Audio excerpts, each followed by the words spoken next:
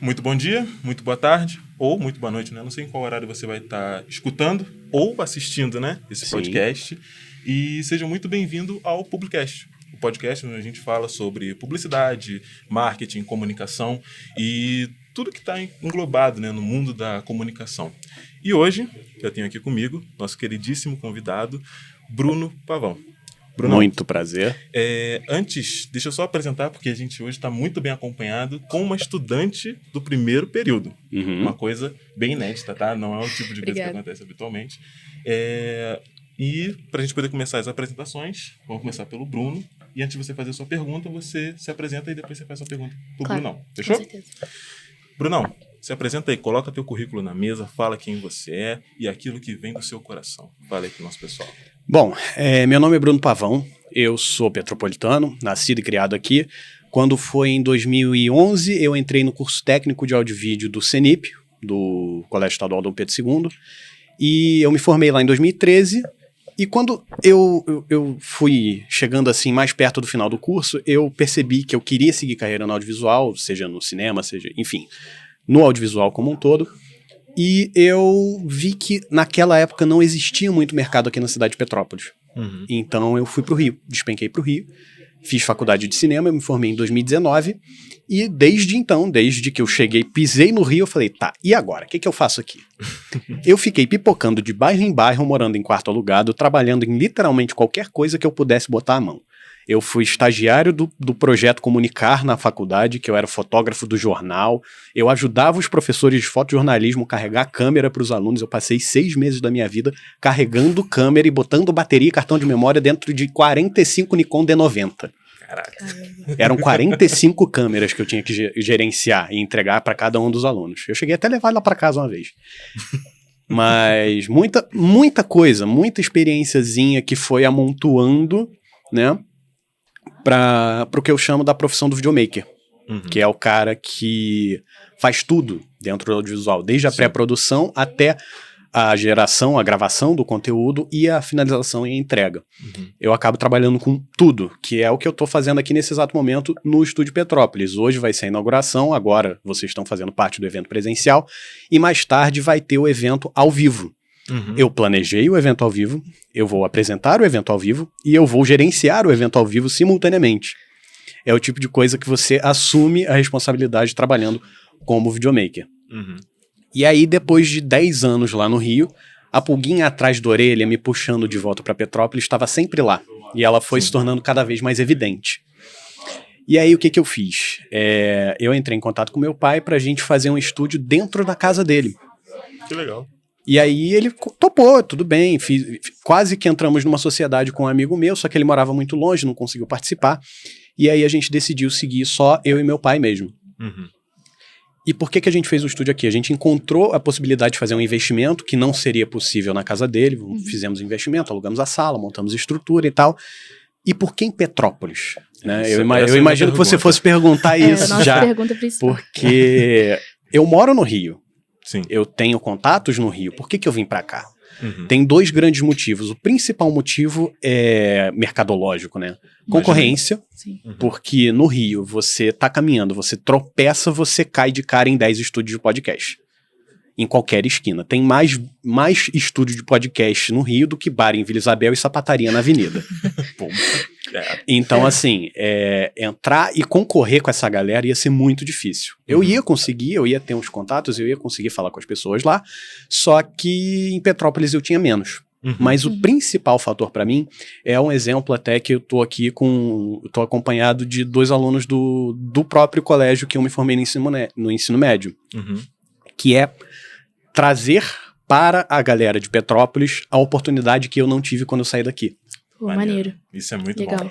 Eu sei que soa meio arrogante, tipo, não, porque eu vim trazer e não sei o quê, porque eu sou isso e eu aquilo. Pode soar um pouco arrogante, mas é completamente de um coração, de uma ideia, assim, de cara, eu quero que as pessoas que estão aqui tenham tanta oportunidade quanto eu tive no Rio. Porque eu sei que não é todo mundo que tem condição de sair de Petrópolis para ir pro Rio. Para ir para São Paulo, seja lá para onde. Sim. Então eu quero que Petrópolis seja o que Petrópolis tem o potencial de ser, que é um polo de produção audiovisual. Com certeza. Eu vou até compartilhar uma coisa com você. O meu podcast mesmo, né? Por muito tempo eu tive que administrar ele sozinho e tal. Tanto que agora que eu estou fazendo essa retomada e eu estou inserindo outros estudantes, né? Dentro do meu podcast. Sim. E aí entra até a mesma frase que você utilizou. Usar isso daí para poder estar ajudando o pessoal. Porque a ideia do Publicast, inicialmente, teve até gente que falou, pô, tu pode ganhar dinheiro com isso e tal. Eu falei, cara, a minha ideia não é... Né? A intenção não é fazer dinheiro. A intenção é fazer uma parada muito maneira que o pessoal vai poder entrar e falar, tipo assim, pô, legal.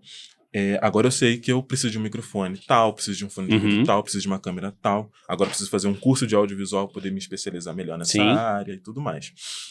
Essa é a ideia do Publicast. E eu acredito que seja a mesma ideia do Estúdio Petrópolis. Então é uma iniciativa muito bonita. É bem parecido, no mínimo é bem parecido. Sim. E, cara, não sou nem um pouco arrogante. Na verdade, sou como uma pessoa que tem um olhar muito... oportunidades, né? Um olhar muito carinhoso para a comunidade. Porque aqui é muito difícil. É verdade, é isso. Aqui é uma cidade muito difícil. E nem todo mundo tem condição, né, de descer pro Rio, não tem outras oportunidades, igual também que o Colégio Dom Pedro dá em relação a cinema. Acredito que lá também tem a especialização em química. Isso, tem 2 cursos técnicos, um de química e um de audiovisual. Sim, é o tipo de coisa que eu, por exemplo, eu não tive.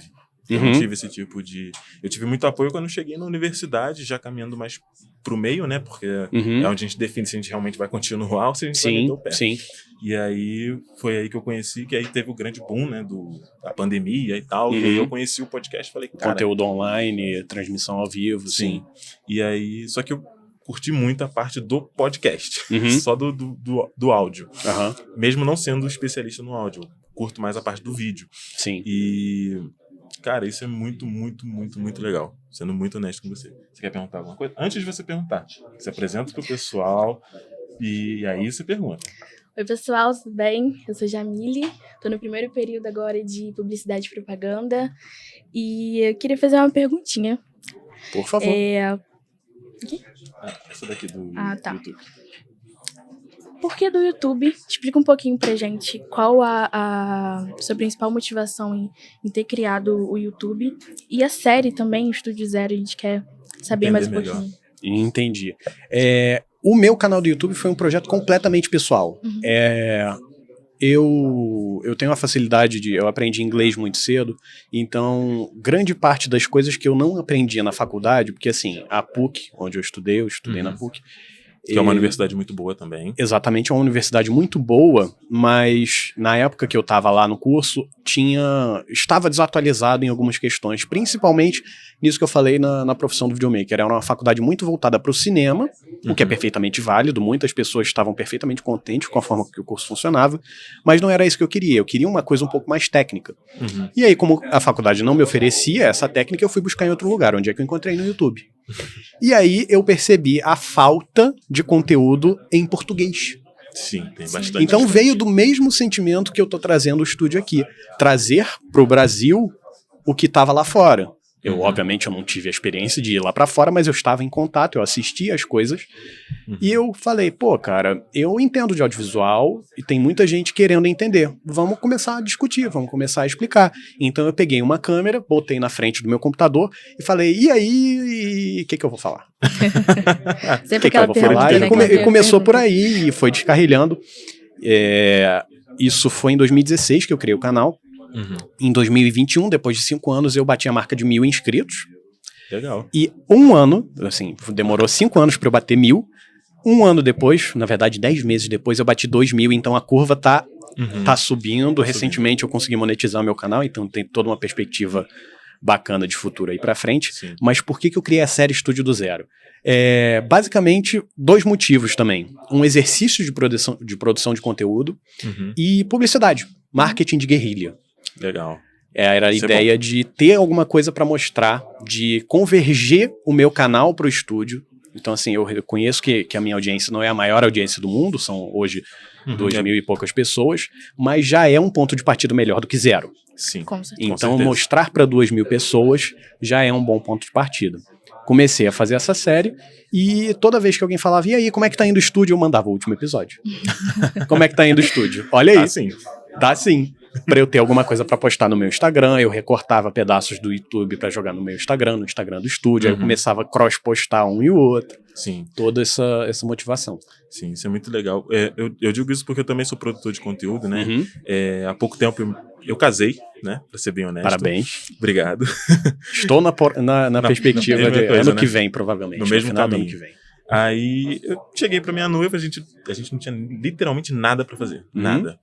E aí eu cheguei pra ela e falei, cara, vamos criar uma página no Instagram falando da nossa vida, da nossa casa. E ela adora conteúdo de casa. Então a gente começou a criar conteúdo de casa. Deu um mês. E assim, é uma estimativa de número muito boa. Muito boba. A gente bateu 100 pessoas nos seguindo. E, cara, a bichinha fez uma festa, cara, na casa. É muito interessante, Isso porque os números, a gente se ilude de que é muito fácil chegar nos grandes números, nas centenas de milhares, como tem muitos criadores de conteúdo aqui em Petrópolis que já atingiram as centenas de milhares. Sim. Mas a verdade é que se você for parar para analisar de uma forma mais, como é que eu posso dizer, um pouco mais pessoal, esse tipo de coisa, visualiza 100 pessoas na sua frente. Tem 100 pessoas, assim, dois ônibus cheios de gente, olhando para o que você faz e falando, que maneiro, gostei, quero ver mais. Isso é muito bom. 2.000 pessoas olharam para o que eu faço e falaram, cara, gostei, eu quero ver o que esse cara tem para falar. Isso é muito maneiro. Sim. Isso é muito maneiro. A propósito, eu tô entre esse número, tá? Pô, bacana. Entendeu? Porque muito bom. Eu sinto uma necessidade. Assim, eu comecei a fazer vídeo, né? Eu produzo vídeos e tal, tanto para a universidade, que é onde eu trabalho e tudo mais, quanto para alguns outros clientes. E a gente, né, que trabalha no audiovisual, principalmente focado para vídeo, a gente tem o péssimo costume de focar só no vídeo e esquecer o áudio. E aí até te pedir uma dica, tanto pro pessoal quanto pro pessoal que tá assistindo a gente, escutando a gente, né? Você tem alguma dica, além do seu canal do YouTube, que eu já deixo aí pro pessoal com certeza, deixa o link seguir aqui. E tudo mais, a gente vai deixar isso na descrição também. Mas você tem algum curso que você possa estar indicando pro pessoal que queira se especializar um pouco mais no áudio, ter ali um pouco mais de profundidade? No áudio, especificamente, não. Eu tenho um amigo que eu recomendo você seguir no Instagram, que é o John Butler, que foi o cara que me assessorou na estruturação de áudio desse espaço aqui. Ele quase entrou como sócio também, mas a mesma questão do meu outro amigo. Ele morava muito longe, enfim, a sociedade não funcionou. Então ele só me assessorou mesmo. Ele posta bastante coisa sobre produção de transmissão ao vivo no Instagram, ele tem um background muito interessante de áudio.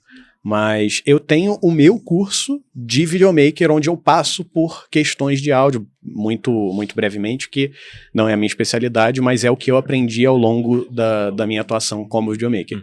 Que é basicamente, o áudio é a parte mais importante do vídeo, não é à toa que áudio vem antes do visual. Todo mundo fala isso, é tão batido quanto seja lá o que for, mas é batido porque é verdade. É verdade. Um dos vídeos mais famosos no princípio do Porta dos Fundos foi aquele corte de gastos, onde eles mostram uma conversa entre o roteirista e o produtor, falando, tá muito caro, não dá, tem que cortar. E vai cortando os profissionais e vai caindo a qualidade do negócio. Sim. E aí quando eles cortam o som, o cara do som, áudio. Fica catastrófico, fica intolerável. Faz sentido, né? Um áudio de péssima qualidade é impossível você tolerar. Uma imagem de má qualidade até dá. Sim. Se você consegue ouvir o que está acontecendo, é o suficiente. Sim.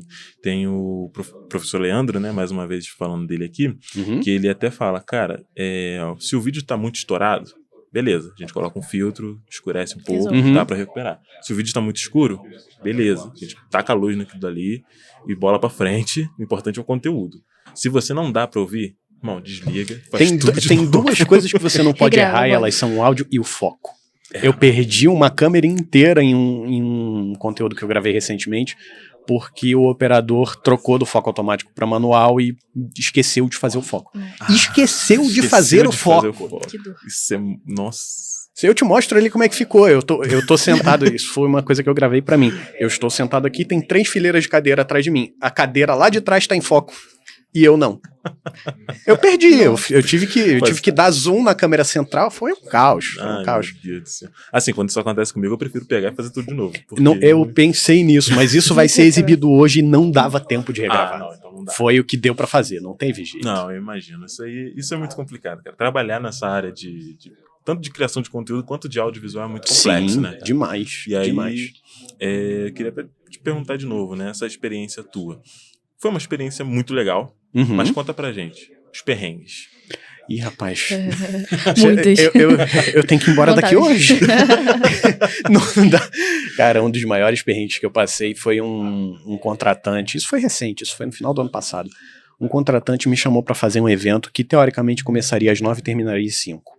Uhum. Eu cheguei lá, a casa abria 9 horas da manhã. O evento começava às 6 horas da tarde. Ué?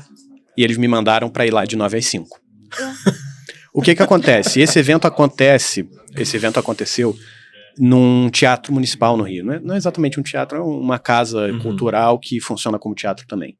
Sim. E a casa está aberta ao público das 9 às 5. Só que esse evento em particular aconteceria depois do fechamento da casa. Então o que eu acho que aconteceu?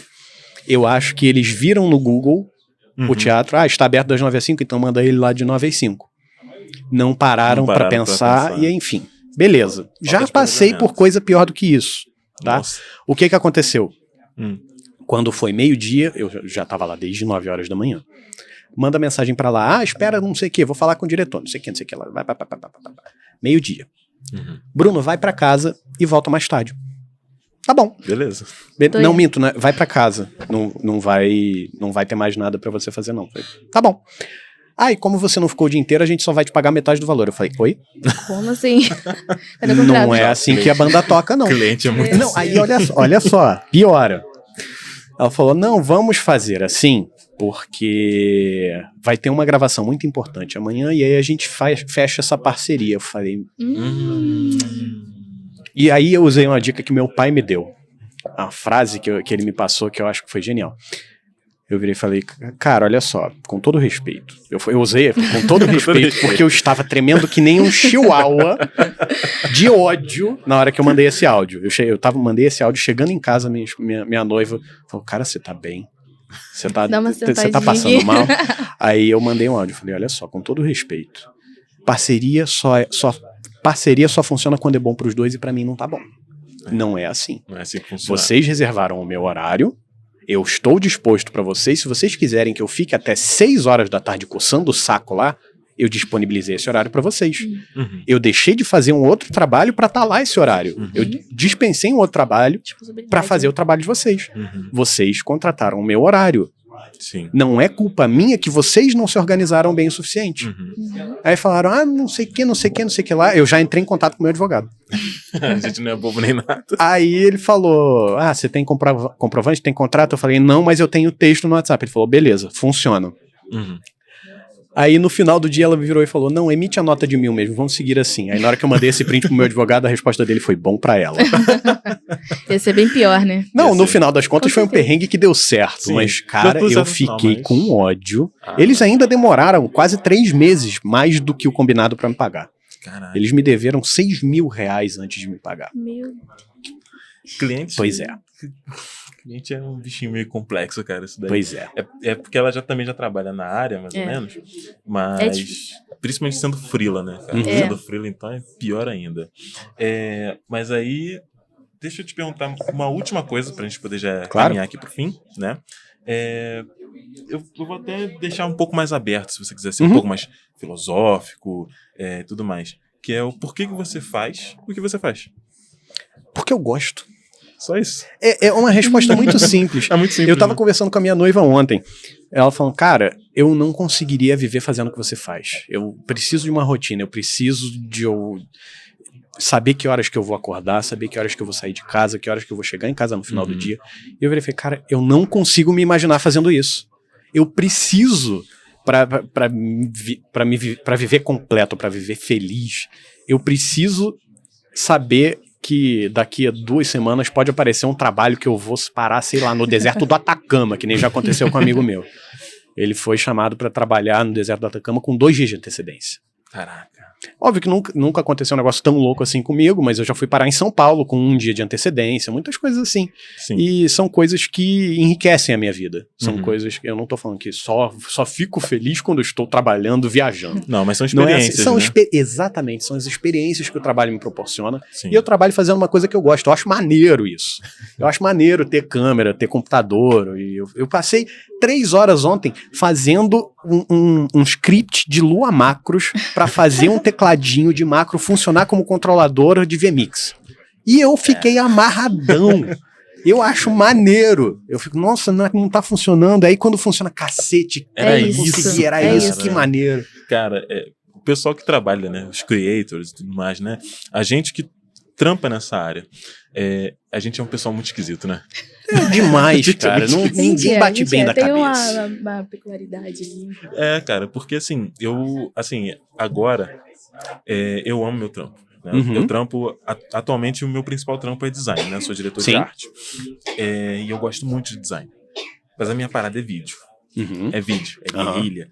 Tá fazendo umas paradas muito loucas e depois chegar no meu After Effects e falar assim, como é que eu vou fazer o efeito visual nisso daqui?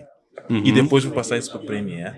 E depois dar um jeito de passar isso, sei lá, um cara lá de não sei aonde, de São Paulo, que eu já trabalhei com um cliente assim uma Sim. vez.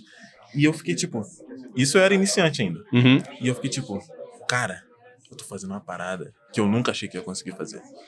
Eu já trabalhei remotamente como editor para um cara em Londres. Cara, isso é muito louco. Maneiríssimo. Isso é muito louco. Maneiríssimo. Meu sonho. Meu sonho Muito também, maneiro. Meu sonho. Porque, Ele assim, me pagava em Libra. Era maneiro pra caramba. Porque assim, é diferente, né, cara? Muito. E a maioria das pessoas procura essa parte de rotina e tudo mais. Uhum. E eu falo que a única coisa que se encaixa na minha vida de rotina ou é alimentação ou é academia. Uhum. O restante eu não consigo. É. Não dá. Nem isso eu consigo. Porque às vezes a criatividade vem do nada. Vem. Tá ali fazendo alguma coisa e tu... É as ideias de chuveiro, cara. São as melhores ideias. Exatamente. São as melhores ideias. Uma vez, eu também trampo como UI e UX. Eu tenho um monte de Aham. trampo, é impressionante. E aí, eu tava conversando com meu irmão sobre animes. Aham. E aí ele foi conversar comigo sobre o poder de um cara do Jujutsu Kaisen, que ele faz assim com a mão, na hora que ele faz assim, o poder do cara faz uns negócios assim, me explicando Efeito assim, visual, né? E E você pensando, como é que eu consigo fazer igual? E eu olhei assim, Como é eu que eu consigo pensei, reproduzir? eu vou colocar isso no site. Aham. Aham. E aí eu consegui. Não sei como, mas eu consegui. Muito bom. E foi aprovado de primeira pelo cliente. Eu fiquei, cara, como é que eu tive essa Muito ideia? Doideira, maneiro, né? Tipo, sabe? Então, trabalhar com criatividade é uma parada muito excitante, revigorante. Com eu acho que certeza. E eu acho que também são para poucas pessoas. Sim, Sim. sim. Bom, caminhando agora pro final, queria te pedir, você quer deixar alguma mensagem pro pessoal? Já deixa também tuas redes sociais, teu canal Sim. no YouTube. Sim, eu vou te deixar tudo isso por escrito para você inserir onde Com você certeza. quiser. Mas para quem quiser ouvir, o Instagram do estúdio é @estudiopetrópolis. O meu Instagram é BruGRPavão. Segue E a o meu galera. canal no YouTube é Bruno Pavão. E isso Estúdio aí. Petrópolis também no YouTube. É isso aí. O que você tem, assim, pra falar diretamente pro público de criatividade, ou então pros alunos lá da UCP de comunicação, ou enfim, ou então pra quem tá querendo começar nesse meio de audiovisual, o que você tem, assim, pra poder incentivar eles com esse novo estúdio aqui em Petrópolis?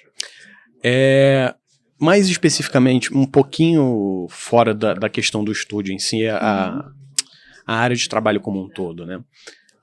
Só tem 2 alternativas. Ou você segue com vontade, ou você peida logo no começo. Quem não vai aguentar, não vai aguentar. Não vai. Não é pra todo mundo, e eu não digo isso pra falar não porque só seletas pessoas, uma elite intelectual Não. consegue, não é isso. É identificação mesmo, você fisicamente ser capaz. Tem um amigo meu que ele é louco, ele passa 26 horas trabalhando seguido se deixar, Meu Deus. ele não dorme. Eu sei como é que é isso. Um maluco desse não consegue trabalhar num escritório de 8 às 6, não dá. Fisicamente não dá. É a mesma coisa que o contrário da minha noiva. Ela fisicamente não consegue não estar num horário fixo. Sim. Então, assim, se você funciona com audiovisual, você vai funcionar muito bem. E se não funciona, não adianta nem tentar. Tem que viver. Então tem essa mensagem aí. Se você tem vontade e você quer correr atrás, se você fala, cara, isso aqui me anima, isso aqui me dá vontade de sair da cama de manhã, isso aqui me dá vontade de gastar dinheiro pra trabalhar. Sim. É um sentimento que é muito louco, mas existe. Tipo, cara, eu pagaria pra ter essa experiência de trabalho. Sim. Tem algumas experiências que eu gostaria muito de vivenciar, como, por exemplo, eu sou um grande entusiasta de automobilismo. Eu gostaria muito de trabalhar no Grande Prêmio de São Paulo de Fórmula 1, que acontece no final do ano. E eu já falei para um amigo meu, falei, cara, você não precisa me pagar. Eu pago a minha viagem, só me coloca lá. Eu só quero ter a experiência de trabalhar lá. Então, assim, as pessoas que têm esse sentimento sabem que tem. E essas pessoas não vão conseguir fazer literalmente nada que não seja aquilo que elas são apaixonadas. Sim. E é isso que eu tô Perfeito. atendendo aqui no estúdio. Eu tô atendendo as pessoas que olham para um projeto, que olham para um equipamento e falam, cara, é isso que eu quero fazer. Isso eu quero. Eu quero escrever roteiro, eu quero fazer um podcast, eu quero ser apresentador, eu quero divulgar minha marca, eu quero atender a galera que tá apaixonada pelo que faz e que tem um pezinho, seja menor que for, no audiovisual. É isso aí. Perfeitão. É isso aí. Mais alguma coisa? Não? Fechamos? Fechamos, então. Então, é isso aí. Pessoal, já segue a gente lá no Instagram também. É publi.cast. E é isso. Eu sou o John de Abreu. Essa daqui é a Jamile. Jamile. E aqui, Brunão. Prazer, Obrigadão, meu Brunão. querido. Obrigada. Foi muito bom te Tá? receber. Deixa eu só te pedir um favorzinho. Com certeza. Me dá uma frasezinha, uma resposta curta. O que você acha que é o grande diferencial? Por que você acha que a presença desse estúdio aqui pode ser bacana para a cidade de Petrópolis? Em uma frase, Não necessariamente uma frase, pode dar uma resposta como se fosse no podcast mesmo. tá bom. O que representa... Qual é a Estúdio importância Petrópolis, de qual a um importância? espaço que nem esse aqui em Petrópolis? Cara, se eu fosse colocar isso do meu ponto de vista, Uhum. tá? Eu colocaria isso como, primeiro de tudo, um sonho, né? Eu acho que aqui é uma cidade que as pessoas vão muito pouco pelo aquilo que eles querem, né? Pelos sonhos que eles têm e tudo mais. E ver um cara como você, que teve uma puta de uma experiência, chegou e falou assim, cara, eu quero fazer isso tanto pelo lado mercadológico, quanto para poder trazer jovens para vir aqui estudar, Oportunidade. treinar, ter essa experiência, ver aquilo para saber se realmente é isso que eles querem. Uhum. Eu coloco isso já como um sonho. É um sonho realizado. A outra parte, eu diria que é o seguinte, é uma puta de uma experiência. É uma puta de uma experiência. E eu digo isso por experiência própria, porque foi o que eu te falei. No meu quarto eu já quero abrir um estúdio. E vendo aqui o teu, eu quero fazer exatamente igual. Eu quero uma televisão zona, só que eu quero umas cortinas maneiras. Eu quero isso, sabe? Então, assim, é isso. É o sonho e a experiência. Maravilha. Então, assim, cara, tá de parabéns. O estúdio tá, zero bala. Fenomenal. Tá lindo fenomenal. demais. E espero que a gente possa voltar aí mais vezes, tanto pra poder te entrevistar, Por falar aqui favor. contigo, Que honra, cara. Uma grande experiência. Meu Deus do céu. Gente, Prazer- foi um sempre prazer. mais. Prazer é Sério, nosso. Muito obrigado, viu? Muito obrigada. É isso aí. Valeu.